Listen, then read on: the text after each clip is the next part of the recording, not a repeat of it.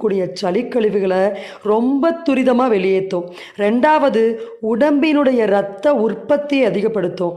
மூன்றாவது, மலக்குடல்ல ஒரு வருஷக்கணக்காக தேங்கி இருக்கக்கூடிய கழிவுகளை வெளியேற்றும். ஒரு சின்ன முள்ளு குத்துனா கூட ஒரு 2 செகண்டுக்குள்ள நெறிக்கட்டும். அந்த நெறிக்கட்டி உடம்புல அந்த விஷம் தாக்காத அளவுக்கு உடனடியாக செயல்படக்கூடிய ஒரு ஆற்றல் மையம் தான் நம்முடைய உடம்பு. அந்த அளவுக்கு ஒரு அற்புதமாக படைக்கப்பட்டது நம்ம உடம்பு. நோய் அப்படின்றது ஒன்றே ஒன்று மட்டும்தான். அந்த ஒரு நோய் பேரு தான் கழிவு. அப்ப அந்த கழிவு நம்ம உடம்புல முதல்ல அதிகமாகிறத நிறுத்தணும்னா உணவு கட்டுப்பாடு என்பது மிக மிக அவசியம். இரண்டாவது, அந்த கழிவு உடம்பை விட்டு வெளியேறணும்னா மருந்தில் நாம் தேர்ந்தெடுக்கக்கூடிய மருந்தில் கவனம் என்பது மிக மிக அவசியம்.